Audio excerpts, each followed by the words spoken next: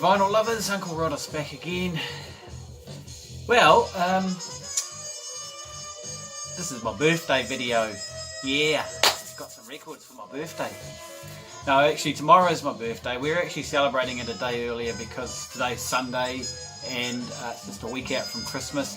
Tomorrow got a big day, both of us are working, pretty full on. I mean, the wife won't be back home till about 6:30 tomorrow night, so I'll probably have to do dinner. So we're going to celebrate today. So she's given me my records that I asked for. She asked me what I wanted and I gave her a list of records and she picked up a few for me. So they've arrived this week and she's given them to me today, and I've just finished cleaning them and putting some of them on Discogs. Some of them aren't actually up on Discogs yet, so I might have to look into that. And plus there was another couple of 4 records that turned up over the last couple of weeks that I bought for myself for my birthday. Right, okay. Alright, let's start with the earlier ones. No, let's start with the birthday ones. So, bunch of New Zealand stuff that I had that on my want list that are fairly new releases. Playing in the background is this one here. Unknown Mortal Orchestra. This is their second LP that they put out this year, and this is a fully instrumental thing, as you can hear in the background. It's a little bit different from their earlier stuff. They put out a bit of a funky, electronic funky one earlier this year with vocals, I think, from excuse me.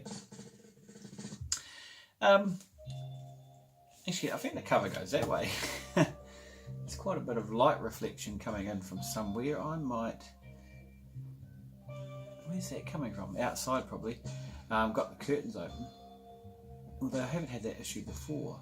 Anyway, so yeah, this is side 2 playing. I played side 1 just while I was putting stuff on Discogs, and it's quite it's quite wild in places actually, but pretty experimental, and there's some great sort of jazzy touches to it.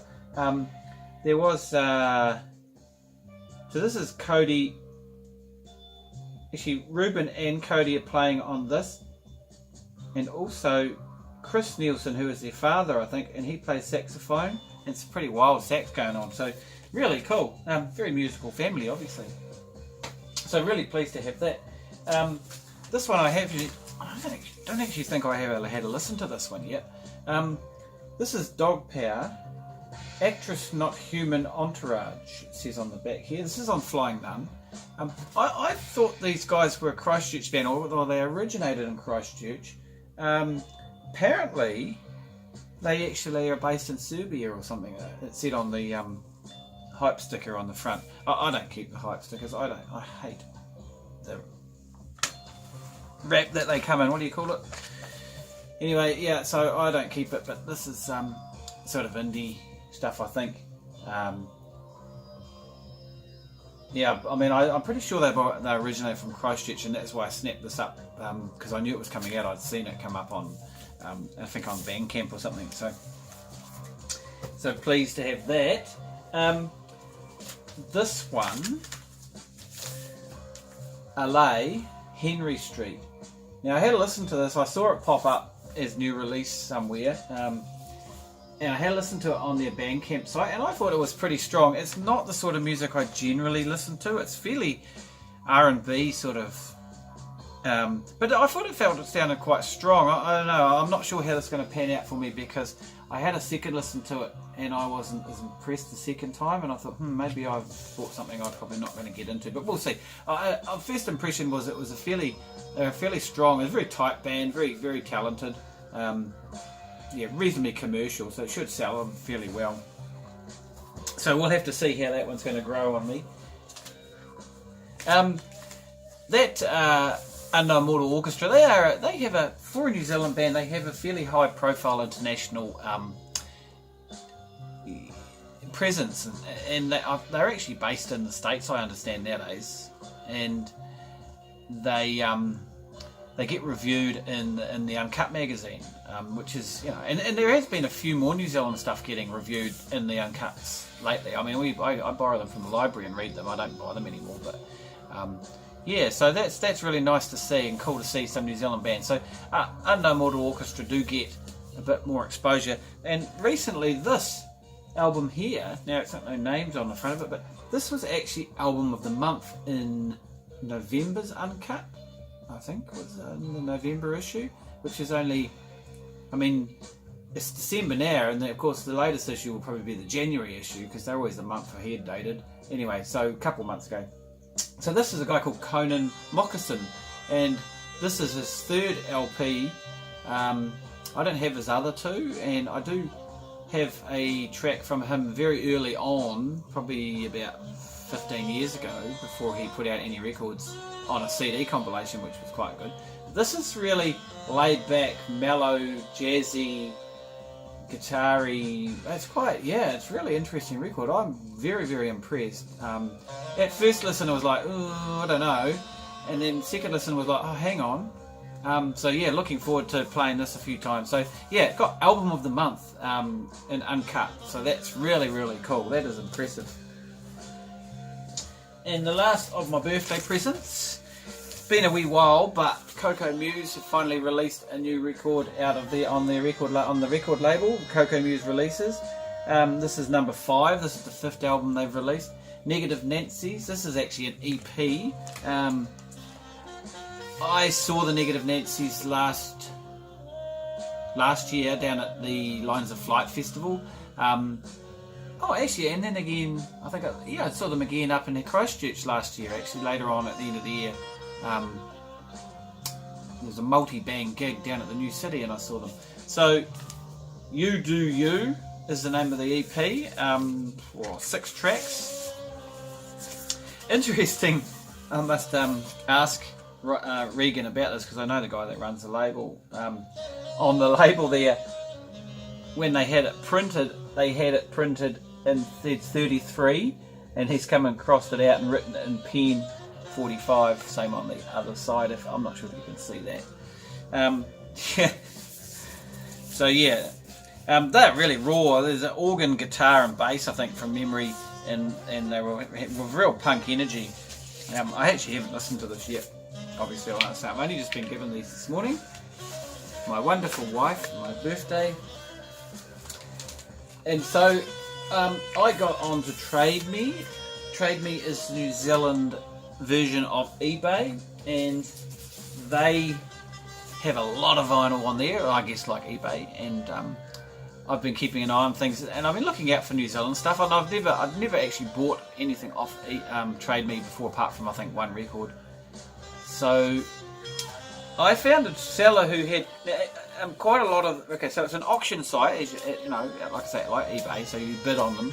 But a lot of sellers, especially if they're selling new stuff, will have a set price, and you can buy now. They still bid. You can still bid on them, but if you want to, so if no one else is bidding, you could hold out and get them for a little bit cheaper than the list price, or you can buy them straight away. So I found a seller who had some interesting things that I thought I might snap up. Now, I sort of got onto him because he'd listed this record a couple of times. I mean, it didn't sell, and I think he'd listed it 2 or 3 times, and it didn't sell. And I was quite keen on it, but I was sort of like a bit short of funds, and I was just waiting to see what happened. And I mean, if it went, it went. But so I actually picked this up, and I actually picked up 2 more that he had listed that I was quite. One of them was on my want list. This was on my Discogs want list.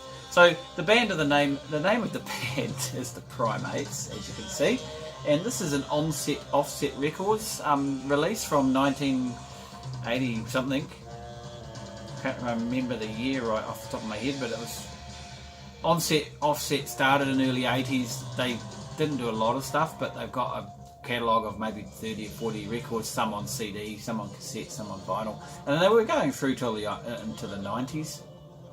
I think, from memory. So they were a Christchurch-based label, and I've picked up a couple of their records, and I pretty much would pick up any vinyl of theirs, LP vinyls. I'm not into singles, and I'm definitely not into cassettes of theirs. So the band itself is from Wellington, Tales of Mr. Conductor 3. Yeah, I wasn't sure. I was sort of trying to find some information on the notes in here, but didn't say a lot. But yeah, apparently they came from Wellington. They got a Wellington sound, a real kind of jazzy, poppy, out there kind of sound, which fits in a lot with the Wellington scene back in those days. So really cool to have that. And this one here was so this was here is a bit of a collector's item in New Zealand.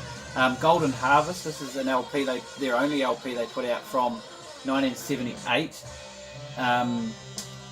on Key Records. Key Records is a label that I think I've got another release from. I'd have to check on their discography. There is the label there. Yeah, I'm not sure how many releases Key have, but you don't see a lot of them around.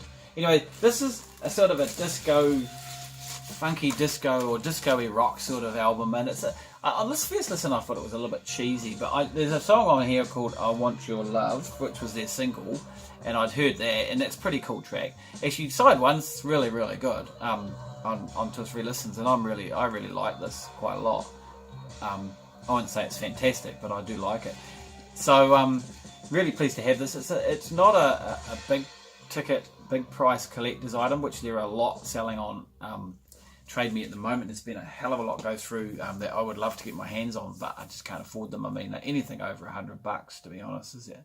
I'm not really into that sort of paying that sort of money for records. And there are a lot going for $200 to $400. Some New Zealand stuff from the 70s and the 80s and 60s even, and yeah, pretty cool collectible records, but not something I'm going to buy at that price. But this one I picked up for under $100, and this is a reggae album, Sticks and Shanty. It's their Philistines album. It's from 1988. This is really cool. I don't have much New Zealand reggae, certainly on vinyl. There were some bands around in the early 80s. Bob Marley visited here in 1979. So I don't know, somewhere around there. And he had a big influence on the Polynesian population of New Zealand, the musicians of the time. And so there was quite a few reggae bands sprung up after that. Some of I wouldn't mind getting my hands on. Some of them are starting to get a bit pricey. I don't know if you can read the sticker, but this is a limited edition. This is number 233. This was a limited edition of 300 press, and it was the last record ever pressed in New Zealand on the original New Zealand record pressing plants. There were 2 plants up in Wellington in the back from the 50s onwards, or whenever they started up. And by 1988 there was only one of them left, and then that one shut down. I think it might have been the EMI one that was the last one to be printing records. This is on JREM Records. This is actually really cool record. I really like it, and it reminds me a lot of the Black Seeds, who are a kind of funky electronic reggae band, contemporary, who's still putting out records. I think the Black Seeds had a big big debt to that band. So yeah, good record. And then lastly, probably the most expensive record I bought for my birthday, another New Zealand collector's one. Now there's a fellow on our Facebook, New Zealand Facebook Vinyl Lovers page, who had a couple of Blurter records, Bruno Lawrence's band from the 70s, who I really, really like, and I have a CD compilation of a lot of their music, but they only put out 2 albums, plus I think it was a live split record that they did with some other bands. Their records are pretty hard to find. Now they're not big dollars, but like some of them, they're not up there in the 800 or 900s that some of them New Zealand stuff can fetch, but they are selling reasonably pricey. Anyway, he offered them to me for $200 each, and I said, well, sorry, I mean, I would love them, but I'm not paying that sort of money. Anyway, he put them on Trade Me. He couldn't sell them on Trade Me. He offered them at $200 minimum, and they just didn't sell. And then the last auction, he put them up 3 times, and I said to him, look. And he also had another album there, 3 of the albums that I was quite interested in, that he was trying to sell for a little bit more than I was wanting to pay. Well, I said to him, look, if you don't sell them, I said, I will offer you $100 each for them top. That's the most I'm prepared to pay. It's all I can afford, and it's what most I'm prepared to pay. And he obviously took that on board. Excuse me a second. The Blurter ones did actually finally sell. He got 150 for one and 165 for the other one. So again, too much. He put them up.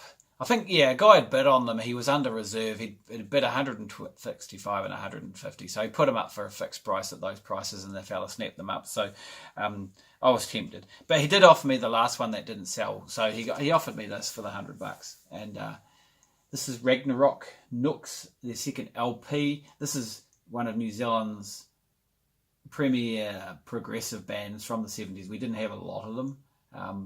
There were bands like Dragon. Their first two albums were very progressive, and I think they were fantastic. And I can't afford to buy them at $400 to $600 that they sell for on Trade Me and Discogs nowadays.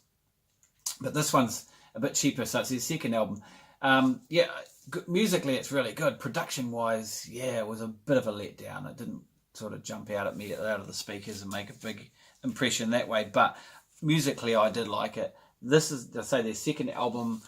I don't know, some people think this is their better album, although the reputation of the vocalist they had on their first, Leah Mansfield, who was a German origin, and she went on to become quite famous and write some really big songs for some famous overseas artists who I couldn't actually tell you off the top of my head who they were now, but someone you'd know.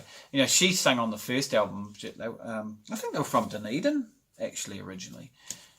So I'd like to hear that, and that album turns up occasionally, but again, you're paying around $100, $150. So maybe I might pick up a copy for a little bit less. So, yep. So that's the 4 albums that I picked up off Trade Me in early December, and they are all, they're my birthday presents to myself. So the next lot will be, I've got a package coming from Australia of about half a dozen records or so that I bought for my own Christmas presents. It's my Christmas present to myself, and my wife has offered to buy me some more records for Christmas, and I have a list for her. So, looking forward to seeing those in the next week or so. Hopefully the ones from Aussie will get here in time. Anyway, that's me again. So I'm going to celebrate the rest of my birthday day, for tomorrow, but we're celebrating today. Cake is in the oven. Cheers.